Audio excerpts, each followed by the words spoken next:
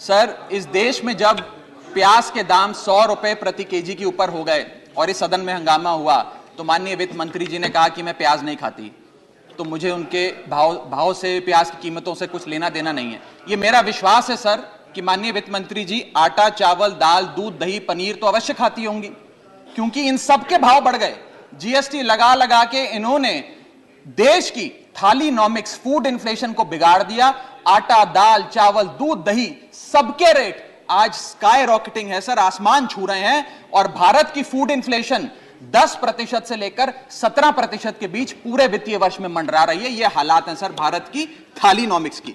मैं बताना चाहूंगा सर कि इस सरकार ने अमीरों को अमीर और गरीबों को गरीब करने का काम किया। पर कैपिटा इनकम किसी भी देश की आर्थिक स्वास्थ्य का एक बहुत बड़ा इंडिकेटर होता है।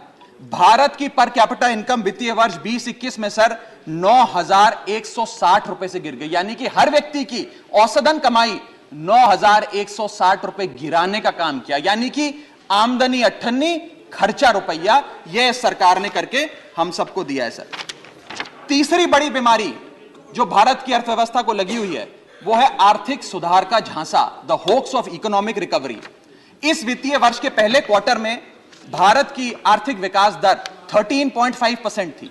दूसरा क्वार्टर आते आते, जिसे फेस्टिवल क्वार्टर कहते हैं, जिसमें बड़े बड़े त्योहार आते हैं, जिसमें खपत भी बढ़ती है, उत्पादन भी बढ़ता है, मांग भी बढ़ती है, उस क्वार्टर में आर्थिक विकास दर 13.5% क्वार्टर 1 के मुकाबले गिरकर 6.3% पे आ गई सर, यानी कि आधी हो गई।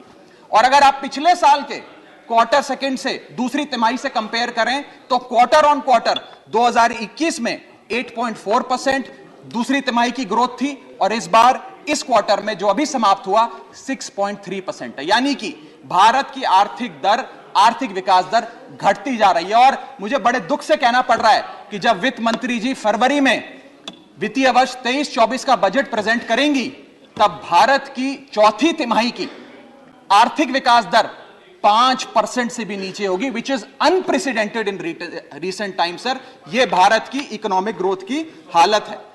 और यह वर्ष तो जो बीत गया, इस वर्ष तो आपने आर्थिक जो विकास दर था उसकी ऐसी तैसी कर दी।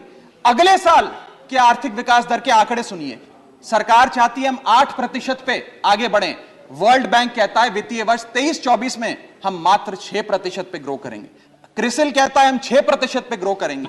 ओईसीडी कहता है हम 5.7% पे ग्रो करेंगे। गोल्डमैन सैक्स कहता है हम 5.3% पे ग्रो करेंगे। और आईएमएफ कहता है हम 5.1% पे ग्रो करेंगे। यानी कि भारत की अर्थव्यवस्था में ऊपर जाने की बजाय हमारी व्यवस्था नीचे आ रही है सर। चौथी और एक बड़ी बीमारी जो भारत की अर्थव्यवस्था को लगी है वो है द डेट क्राइसिस। भारत सरकार की देनदारी, भारत सरकार पे चढ़ा बहुत बड़ा कर्ज।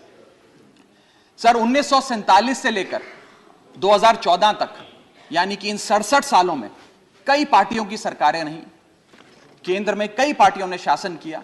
इन 67 सालों में तमाम पार्टियों की सरकारों ने मिलकर कुल कर्जा 55 लाख करोड़ का लिया था।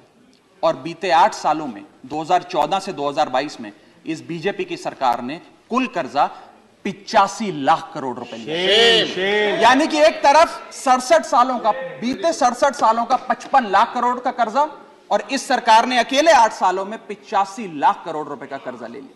मैं पूछना चाहता हूं इनसे कि ये तो मुफ्त की रेवड़ी भी नहीं बांटते, ये तो मुफ्त की रेवड़ी में भी विश्वास नहीं रखते, तो फिर इनका कर्जा इतना कैसे बढ़ता जा रहा है? ये पैसा जा कहां रहा है, किसकी जेब में जा रहा है? दोस्तवाद की नीति के तहत कौन से इनके दोस्त हैं जिन्हें फायदा पहुंचा